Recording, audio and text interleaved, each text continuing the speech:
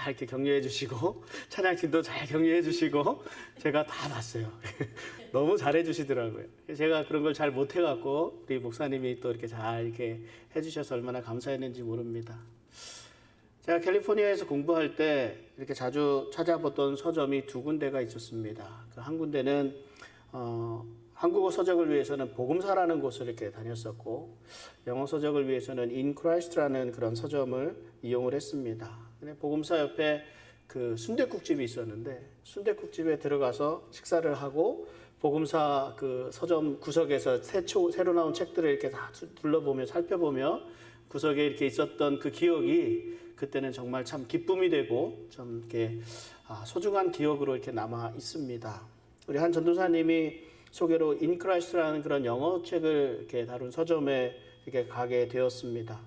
근데 서점 이름을 보면서 당시에 한국어와 영어와의 차이점을 좀 이렇게 생각을 해봤는데, 한국어로 주안의 서점 이러니까 그때는 굉장히 좀 낯선 느낌이었습니다. 그런데 영어로 In Christ 하니까 얼마나 멋있게 느껴졌는지, 그래서 그 말들을 이렇게 했었던 그런 생각이 납니다. 오늘 In Christ라는 그런 설교의 제목을 한번 이렇게 정해 보았습니다. 예수님을 믿고 난 이후 우리들의 삶은 완전한 삶이 아니라는 것을 우리는 늘 이렇게 깨닫게 됩니다. 우리는 우리의 육신이 속한 세계에서 살아가고 있습니다. 죄와 어둠이 가득한 세상에서 살아갑니다. 물론 우리는 구원받은 하나님의 백성입니다. 하나님 나라의 삶을 살아간다고 말을 합니다. 그러나 여전히 우리는 이 세상 속에서 살아가고 있습니다. 그러다 보니까 우리는 늘 선택의 상황 속에 놓이게 됩니다. 성령의 소욕과 육신의 소욕 사이에서 우리가 우리의 삶의 중심을 바로 잡아야 하는 이유가 여기에 있습니다. 오늘 본문 빌립보서 3장 1절을 다시 한번 읽어보겠습니다. 끝으로 나의 형제들아, 주 안에서 기뻐하라. 너희에게 같은 말을 쓰는 것이 내게는 수고로움이 없고 너희에게는 안전하니라. 바울이 주 안에서 기뻐하라 이렇게 말씀합니다. 세상의 삶은 우리에게 있어서 광풍노도와 같다라고 말을 합니다. 불안과 초조와 염려가 늘 지배하는 삶이라고 해도 과언이 아닙니다. 바울은 이 빌립보 형제들에게 주 안에서 기뻐하라 말씀합니다. 우리 주님 안에는 죄 용서함이 있습니다. 우리 주님 안에는 구원이 있습니다. 주 안에는 생명과 영원한 삶이 있습니다. 우리 주 안에는 그런 풍성한 축복과 기쁨과 평화가 있습니다. 살아가는데 재미가 없다, 살아가는데 기쁨이 없다라고 하는 말들을 자주 듣곤 합니다. 그런데 많은 사람들이 이 기쁨이 없는 이유, 내 삶이 재미없는 이유를 다른 곳에서 찾습니다.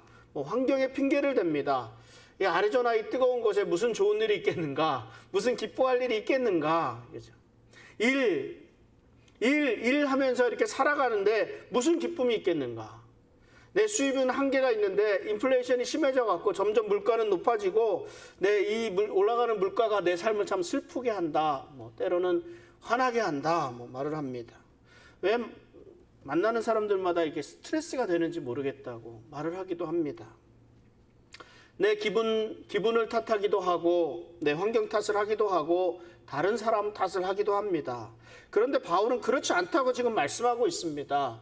환경 탓, 다른 사람 탓을 하지 말라고 말씀합니다. 삶이 기쁠 수 있는 비결은 간단하다고 지금 말씀하고 있습니다.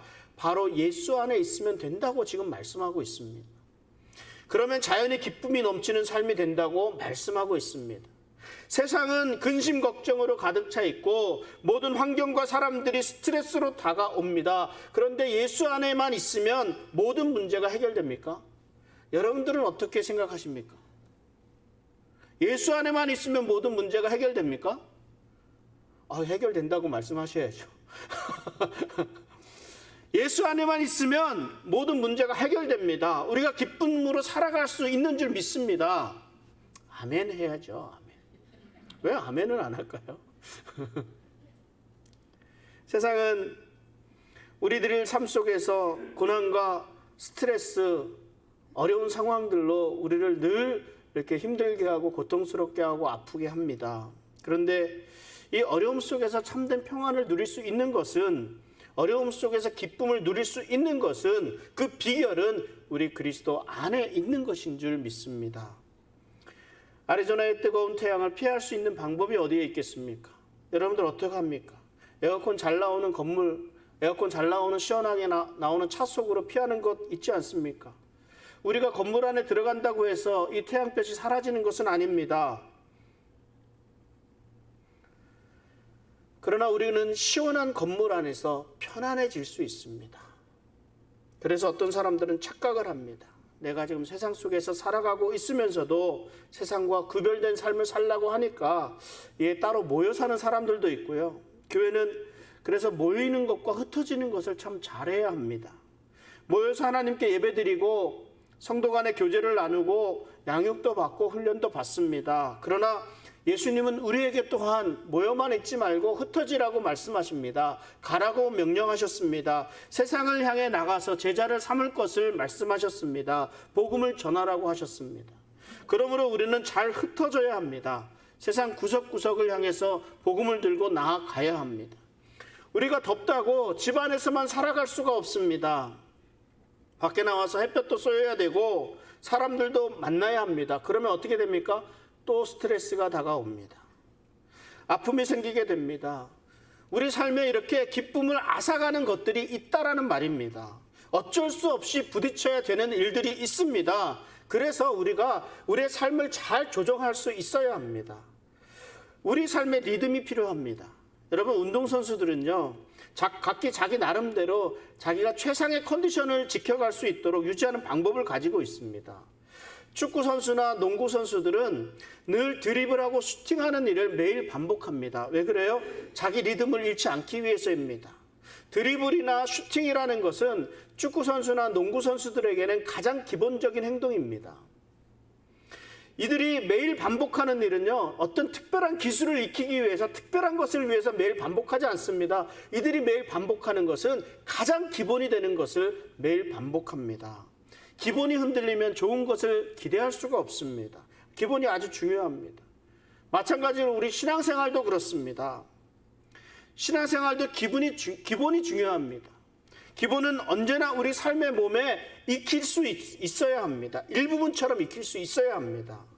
사도 바울이 말씀하고 있는 부분, 설명하는 부분이 바로 이 기본에 관한 사항입니다. 세상 속에서 우리가 살아가야 되는데 그 세상에서 살아갈 때 조심해야 될 것들이 있고 우리가 반드시 지켜야 할 것들이 있습니다. 이것을 우리의 삶의 일부처럼 익히고 생각하고 주의하면서 살아가야 합니다. 3장 2절에 그래서 이렇게 말씀합니다. 개들을 삼가고 행악하는 자들을 삼가고 몸을 상해하는 일을 삼가라고 말씀합니다. 바울이 빌립보 성도들에게 너희가 조심해야 될 것이 있는데 이 세 가지라, 개들을 삼가고 행악하는 자들을 삼가고 몸을 상해하는 일을 삼가라고 말씀합니다. 유대인들은 다른 세상 사람들과 다른 몸의 흔적을 가지고 있습니다. 그것은 하나님께서 아브라함에게 약속하시고 명령하셨던 할례라는 흔적입니다. 이 할례라는 말은 오늘날 포경수술이라고 부르는 것과 같습니다. 아브라함의 후손으로서 아브라함의 약속의 후손이고 하나님의 뜻을 이룰 하나님의 백성이라는 흔적을 이스라엘 남자들은 모두 다 가지고 있었습니다. 그리고 이것이 하나님께서 자신들을 축복하실 수밖에 없는 그런 징표라고 믿고 있었습니다. 할례는 하나님의 영원한 약속의 뜻을 가지고 있습니다. 그런데 문제는 이 유대인들이 이 할례를 형식적으로만 여긴다라는 것이었습니다. 자신들의 몸에 할례를 행합니다. 그 할례의 표식을 가지고 있습니다. 그것 말고 이 사람들이 하나님을 신뢰하거나 하나님을 의지하거나 하나님을 바라보거나 하나님 중심의 삶을 살지를 못했다라는 말입니다. 그러면서도 자신들은 어떻게 생각합니까? 내가 할례를 받았기 때문에 하나님께서 나를 축복해 주실 것이라고 믿고 살아가고 있습니다. 그리고 자신들과는 좀 다른 사람들, 이방인들을 개로 여기고 행악하는 자로 여기며 무시하고 멸시하며 살아갔습니다. 이 개라는 짐승이요, 이스라엘 사람들에게는 참 불결한 짐승으로 여겨졌습니다. 그래서 유대인들은 할례 받지 않은 이방인들을 개라고 부르면서 멸시했습니다. 또한 자신들은 율법을 지키기 때문에 할례를 받았기 때문에 선하고 이방인들은 할례도 받지 않고 율법도 지키지 않으니까 행악하는 사람들이라고 여겼습니다. 뿐만 아닙니다. 오늘 지금 본문에 써 있는 이 할례라는 의미의 그 말 표현조차도 마찬가지입니다. 이방인들의 할례는 의미 없는 행위로 여겼단 말이에요. 똑같은 행동을 했어도 몸을 상해하는 일이다 이렇게 표현을 합니다. 똑같이 할례라는 말입니다. 그런데 실질적으로 유대인들의 할례를 가리키는 말하고 이방인들의 할례를 가리키는 말이 다르게 사용이 됩니다. 이방인들이 사용하는 할례는 의미가 없다는 그런 표현입니다. 바울이 지금 이렇게 주의하라고 한 것, 무엇을 주의하라는 것이겠습니까? 개들을 삼가고 행악하는 자들을 삼가고 몸을 상해하라는 하는 일을 삼가라는 것은 이방인들의 행위를 삼가라는 것입니다. 바울이 말하고자 하는 것이 정말 이방인을 경계하라는 것이겠습니까? 그렇지는 않습니다. 너희들이, 신자들이 이방인들의 삶의 형태를 지니게 되는 것을 경계하는 그런 말씀입니다. 할례를 받지 않아서 개로 여기는 이방인들보다 너희가 더 개와 같이 되었다, 이 말씀을 지금 하는 겁니다. 그러니까 개처럼 살지 말라는 말씀이에요. 너희들이 몸은 할례를 받았지만 그 삶은 전혀 하나님을 의식하지 않고 살아가는 이방인들과 같지 아니하냐, 그렇게 살아서는 안 된다, 이 말씀입니다. 너희가 지금 율법을 지키고 있으니까 선하다고 여기고 있는데 그렇게 하지 말라는 말입니다. 오히려 율법 지키기 위해 너희가 하나님을 의지하지 않고 있지 않느냐, 이렇게 비판하고 있는 겁니다. 율법으로 선하다고 인정받는 것이 아니라 너희가 인정받을 수 있는 방법은 오직 예수 그리스도를 믿음으로만 구원받을 수 있다는 것을 깨달아야 한다는 말씀입니다. 그러므로 하나님을 의지하지 않고 율법을 의지하는 너희들이 행악자고, 그러므로 율법을 의지하지 말고 하나님을 의존해야 한다고, 하나님만을 의지해야 한다고 지금 말씀하고 있습니다. 유대인들은요, 이방인들조차도 할례를 받아야 그리스도인이 된다라고 주장했습니다. 근데 이것들이 문제가 되니까 예루살렘 공회에서 공식적으로 선언을 했어요. 이것이 그렇지 않다. 할례를 받지 않아도 오직 믿음으로만 구원을 받는 것이다 라고 확증해 주었습니다. 그럼에도 불구하고 유대인들은 자기들의 선민의식이 있기 때문에 할례를 받아야 반드시 그리스도인이 될 수 있다라고 그 잘못된 주장을 놓지 않고 있었습니다. 이 구원은 예수님에 의해 우리에게 주어진 값없는 은혜와 은혜의 선물입니다. 우리가 이것을 착각해서는 안 됩니다. 우리들의 삶이 거룩해야만 구원을 받는다고 생각해서는 안 됩니다. 우리들의 삶이 신실해야 합니다. 우리들의 삶의 사랑이 드러나야 합니다. 우리들의 삶의 공덕을 쌓아야 합니다. 할례를 받아야 구원을 받는다, 이렇게 생각해서는 안 됩니다. 물론 우리들의 삶은 세상 다른 사람들과는 구별된 삶이어야 합니다. 거룩해야 합니다. 그러나 구원받은 이후의 삶이 구원받은 백성으로서의 드러나는 행위이지 그 행위로 말미암아 내가 구원받는다는 것은 아니라는 것을 알아야 합니다. 우리가 이 순서를 잘 생각을 해야 합니다. 할례를 거부한다고 해서 사도 바울이 유대인의 모든 것들을 거부한 것은 아닙니다. 바울은 유대인이었습니다. 성전에서 예배했습니다. 유대인의 정결법을 따랐습니다. 종교적인 그런 매 종교 절기에도 다 참여를 했습니다. 물론 바울이 할례를 받았습니다. 그런데 정말 바울이 말씀하고자 하는 것은 할례를 받았느냐 안 받았느냐가 중요한 것이 아니라, 내가 유대인이냐 이방인이냐 이것이 중요한 것이 아니라, 너희가 예수를 믿음으로 구원을 받았다 하는 이 사실이 중요한 겁니다. 이것을 알게 하고자 하는 말씀입니다. 2절에서 말씀하고 있는 이 몸을 상해하는 일이라는 이 말이요, 우리 개역 한글 성경에서는 손할례당이라는 말로 표현을 합니다. 이게 참 재미있는 말이에요. 이게 말장난입니다. 그러니까 두 번 그 할례를 받았다라는 것을 두 번 표현하는 거예요. 잘라냈다라는 것을 또 잘라냈다, 이렇게 두 번 표현하는 말이에요. 그런 말들이 있는데, 이것은 그래서 잘라낸 것을 또 잘라내서 손상됐다, 이런 말이에요. 잘못되었다, 이런 말입니다. 여러분, 두 번을 잘라낸다고 해서 구원을 받는 것이 아닙니다. 형식만 남고 그 중심의 뜻은 사라진 것을 빗대서 말하고 있는 말씀입니다. 오늘날 우리 성도님들이 주의해야 될 것이, 집중해야 될 것이 바로 이 부분입니다. 지금 사도 바울이 빌립보 교인들에게 주의하라는 말이 바로 이 말씀입니다. 내가 좋은 그리스도인이고 내가 성숙한 그리스도인이라고 내 자신을 속이지 말라는 말입니다. 나는 할례를 받았고 율법을 준수하기 때문에 하나님의 축복 안에 있다고 생각해서는 안 된다는 말입니다. 이 말이 무슨 말입니까? 나는 매주 교회 와서 예배를 드리고 있다고, 그래도 나는 성경도 읽고 기도도 한다고, 이 정도면 잘하고 있다고 생각하지 말라는 말씀입니다. 바울은 이 형식만 남은 이 신앙생활을 경계하고 있습니다. 우리들이 실질적인 우리들의 가지고 있는 이 믿음보다 내 겉으로 드러난 신앙적인 그런 노력을 더 중요하게 여기는데, 그렇게 더 강조하기가 쉽다라는 말입니다. 그래서 이것을 좀 경계하라는 말이에요. 할례는 새로운 영적인 의미를 가지고 있습니다. 우리가 세례를 받는 것도 마찬가지입니다. 세례는 내가 이제부터 하나님의 백성으로 살겠습니다 하는 결단의 선언입니다. 형식적인 의미로서의 가치를 가지고 있습니다. 이 자체가, 세례 자체가 구원을 받는다는 것을 의미하지는 않습니다. 할례를 받았다고 구원이 보장되는 것은 아닙니다. 내가 세례를 받았다고 해서 구원이 보장되는 것이 아닙니다. 그런데 왜 우리는 구원받았다고 생각을 합니까? 왜 우리는 세례를 받았으니까 나는 구원받은 사람이라고 생각합니까? 내가 세례받기 위해서 우리는 세례 교육을 받고 신앙 고백을 합니다. 무엇을 고백합니까?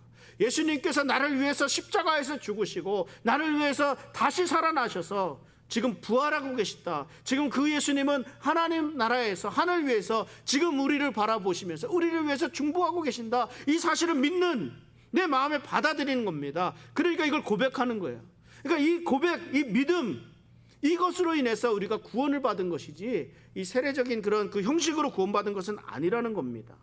그러니까 세례는 내가 예수님을 믿고 있다는 것을 다른 사람들에게 알리고 이제부터 나는 그리스도인으로 살겠습니다라는 자기의 그런 공포하는 그런 형식적인 의미입니다.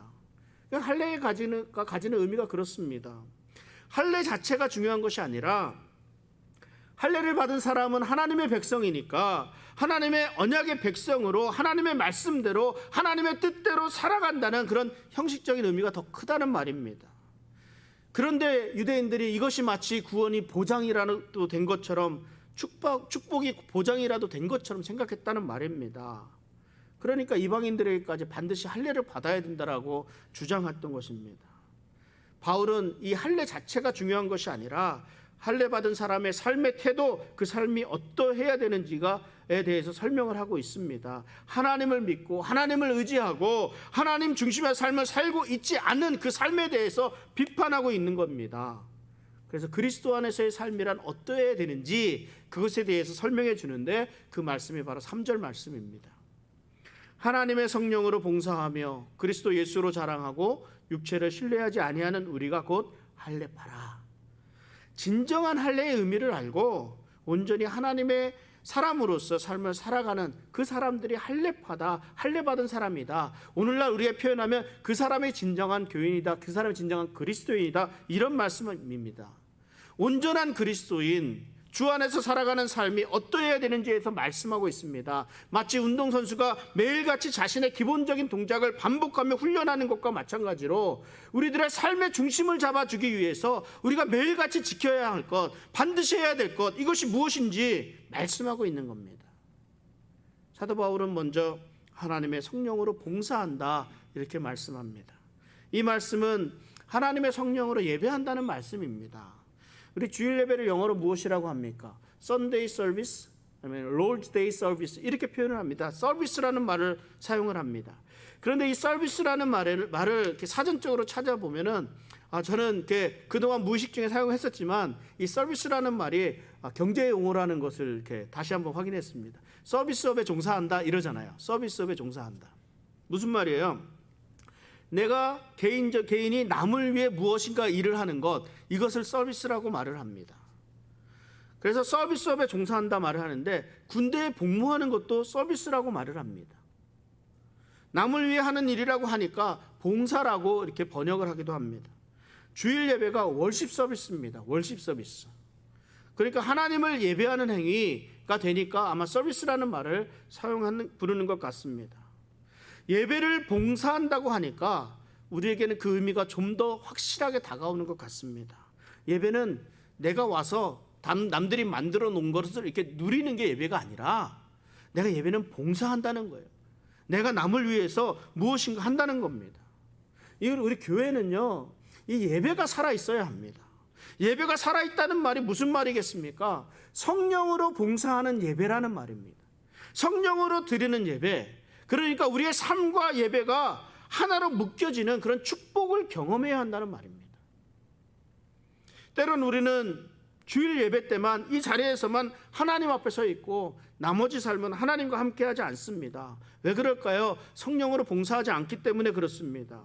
예배의 축복을 제대로 경험하지 못하기 때문에 그렇습니다. 우리 그리스도인의 삶에서 이 성령님은 절대적인 역할을 하십니다.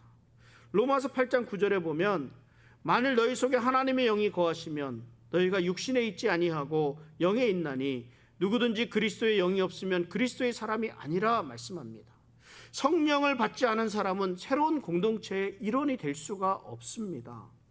주 안에서 사는 사람이 아닙니다. 성령님의 조명하심이 없다면 우리는 예수님을 그리스도라고 주님이라고 고백할 수조차 없습니다. 성령님의 도우심이 아니면 우리는 기도의 자리에 나아갈 수가 없습니다. 성령님의 도우심이 아니면 우리의 예배가 온전해질 수가 없습니다. 이것을 기억해야 합니다. 우리 같이 에베소서 4장 11절부터 13절 말씀을 같이 한번 읽어보겠습니다. 그가 어떤 사람은 사도로, 어떤 사람은 선지자로, 어떤 사람은 복음 전하는 자로, 어떤 사람은 목사와 교사로 삼으셨으니 이는 성도를 온전하게 하여 봉사의 일을 하게 하며 그리스도의 몸을 세우려 하심이라. 우리가 다 하나님의 아들을 믿는 것과 아는 일에 하나가 되어 온전한 사람을 이루어 그리스도의 장성한 분량이 충만한 데까지 이르리니. 성령님은 우리들을 온전하게 하셔서 봉사의 일을 하게 하십니다. 그러니까 그리스도의 몸을 세운다는 것은 교회를 위한 은사를 주신다는 거예요. 예배를 드릴 수 있도록 은사를 주십니다. 기도로 하나님께 나아가도록 하시는 분이 성령님이십니다. 그러므로 그리스도인은 성령님의 인도하심에 민감해야 합니다. 성령님의 인도하심에 절대적으로 순종할 수 있어야 합니다. 우리가 성령으로 예배 드릴 때 성령님은 우리로 하나님의 뜻을 분별할 수 있도록 인도해 주십니다. 성령님은 우리를 진리로 인도해 주시고 성령님은 우리로 하여금 하나님의 영광을 바라볼 수 있도록 만들어 주십니다. 성령님의 인도하심 가운데 하나님의 임재를 경험하며 축복 가운데 거하는 우리 살아가는 성도의 삶 되시기를 주님의 이름으로 축원합니다. 그리고 바울은 또 무엇을 우리가 해야 하는가? 그리스도 예수로 자랑한다, 이렇게 말씀합니다. 예수 그리스도를 자랑한다는 말이 무슨 말이겠습니까? 우리 이전에 보았던 빌립보서 1장 20절을 보면 나의 간절한 기대와 소망을 따라 아무 일에든지 부끄러워하지 아니하고 지금도 전과 같이 온전히 담대하여 살든지 죽든지 내 몸에서 그리스도가 존귀하게 되게 하려 하나니. 이 바울은 당시의 재판 결과에 따라서 살 수도 있고 죽을 수도 있었습니다. 그런 상황, 그런데 그 주변 상황을 보니까 좀 살아날 수 있는, 살 수 있는 그 기대가 더 이렇게 기대를 가지게 하기도 했습니다. 그런데 이 바울의 목표는 옥에서 풀려나서 살아나는 것이 목적이 아니었습니다. 바울의 목적은 무엇이었습니까? 바울 자신이 살든지 죽든지 그리스도가 존귀히 되는 것이 바울의 목적이었습니다. 목표였습니다. 바울의 그 삶은 오직 예수 그리스도만 자랑하는 삶이었다는 말입니다. 그 환경이나 자기가 가지고 있던 어떤 소유나 그 여건이 그 기쁨을 지배하지 못했다는 말입니다. 이것이 그리스도인의 특권입니다. 우리들의 삶이 어떠해야 되겠습니까? 내 주변의 환경에 지배받아서 맨날 스트레스 받는 그런 스트레스 가운데 살아가는 삶이어야겠습니까? 내가 가진 것이 이거 별로 없으니까, 작으니까 불평하고 불만하는 삶이어야 되겠습니까? 우리에게는 예수 그리스도 안에서 누릴 수 있는 특권이 있다는 말입니다. 예수님이 우리의 삶과 끝이 되시고 예수님이 우리의 삶의 과정이 되신다는 것을 깊이 깨달아야 합니다. 그런데 우리가 주의해야 될 것이 있다고 말씀하지 않았습니까? 내가 이방인이 아니기에 나는 당연히 하나님의 축복 안에 있다, 이런 생각을 하지 말라는 말씀입니다. 너는 이방인이다, 내가 악을 행하는 자고 내가 형식에 얽매인 삶을 살아가고 있는 자라고 바울이 지적하고 있습니다. 이것이 우리들이 조심해야 될 일입니다. 내 과거의 고백이 내 오늘날 지금의 현실이라고 할 수 있겠습니까? 내가 이전에 우리 주님을 고백하고 주님을 사랑하고 고백하고 내가 세례를 받았고 집사가 되고 권사가 되고 장로가 되었다고 하는 그 사실에 우리는 집착하고 있어서는 안 됩니다. 정말 그 뜻이 살아있어서 그 신앙 고백대로 내가 임직을 받았던, 내가 세례를 받았던 그때의 그 신앙 고백, 그 결심 그대로 내가 지금 살아가고 있는지 그렇지 않은지, 이것이 중요한 거예요. 이것이 중요합니다. 세월이 지나가며 시간이 지나가면서 우리 첫사랑의 감동이 식어져 가고 겉모습만 남아있는 것은 아닌지 우리 삶을 돌아보아야 합니다. 우리 많은 성도님들이 말씀하세요. 내가 은혜 받고 성령 충만했던 시간들이 있었다고 다들 그렇게 고백을 하십니다. 그런데 지금은 그렇지 않다는 그런 말씀을 합니다. 무엇 때문에 그렇겠습니까? 내가 그때 그 뜨거웠던 시절에 성령님이 지금 내 안에서 안 계신 건가요? 아니면 좀 다른 성령님인가요? 아니에요. 그때나 지금이나 동일한 성령님이 저와 여러분 안에 계신다는 사실입니다.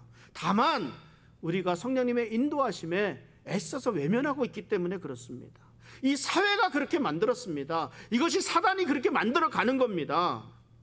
우리가 신앙의 매너리즘에 빠지도록 하고 성령님의 음성에 귀를 기울이지 않게 만들어 갑니다. 그러니까 그렇게 돼서는 안 되는 거죠. 우리 성령님의 음성에 귀를 기울이셔야 합니다. 성령님은 지금 이 순간에도 내 안에서 말씀하고 계십니다. 나를 인도하고 계시고 우리가 그 인도하심에 민감하게 반응할 수 있어야 합니다. 그래야 주 안에서 기뻐하는 삶을 살 수 있습니다. 주 안에서 기뻐하라 말씀하시는데 그냥 여러분, 내 힘으로 내 의지로는 주 안에서 기뻐할 수가 없습니다. 내 눈에 보이는 것 자체는 내 주변의 모든 것들이 모든 상황들이 나를 괴롭히고 있지 않습니까? 예수님이 보이지가 않아요. 예수님이 보이지 않는데 내가 어떻게 기뻐할 수 있겠습니까?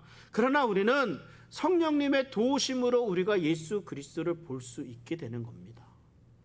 우리의 눈이 열리게 됩니다. 그러니까 우리는 예수님을 보고 예수님을 의지하며 살아가게 됩니다. 우리 성령님을 의지해야 됩니다. 그래야 예수 그리스도 안에서 만족함을 얻을 수가 있습니다.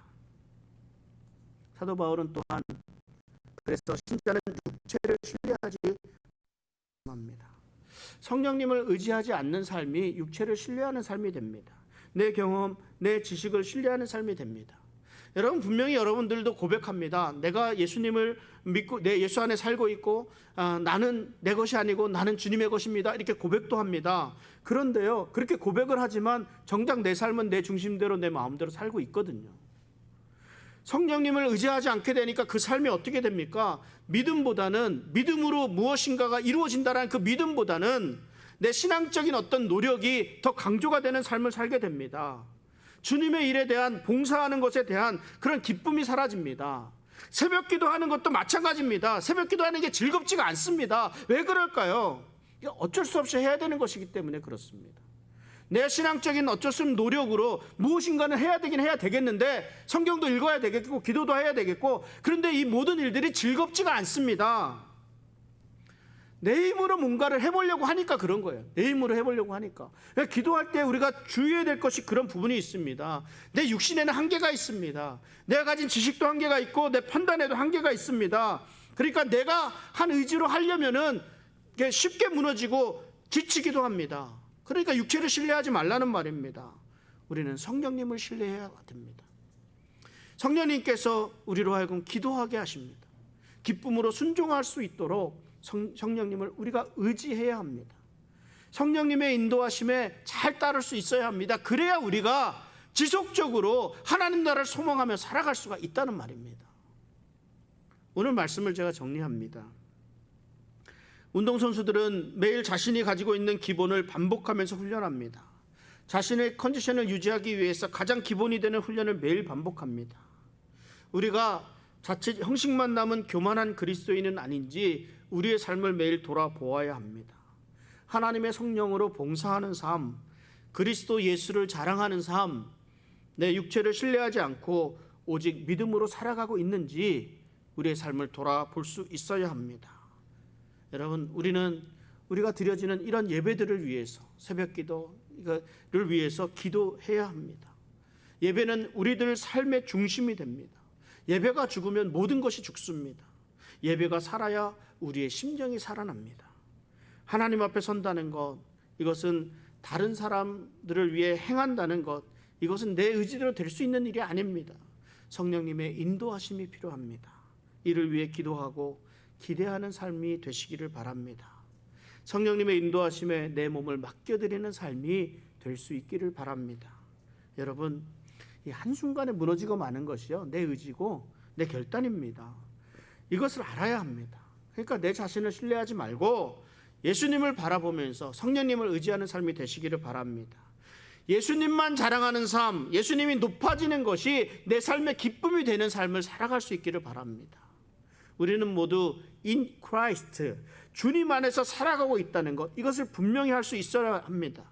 내가 처한 상황은요, 지금 주님 안에 있는 삶입니다. 내가 비록 지금은 옥에 갇혀 있어도, 내가 지금은 비록 인플레이션의 영향에 짓눌려 있어도, 사람들의 삐뚤어진 시선에 내가 눌려 있어도, 우리의 중심이 예수 그리스도 안에 있으면 내 삶은 주님이 주시는 기쁨으로 기뻐할 수 있는 삶이 되는 줄 믿습니다. 우리 성령이 인도하시는 삶 속에서 기쁨과 즐거움을 누리며 살아가는 우린 복된 성도의 삶 되시기를 주님의 이름으로 축원합니다. 기도하겠습니다.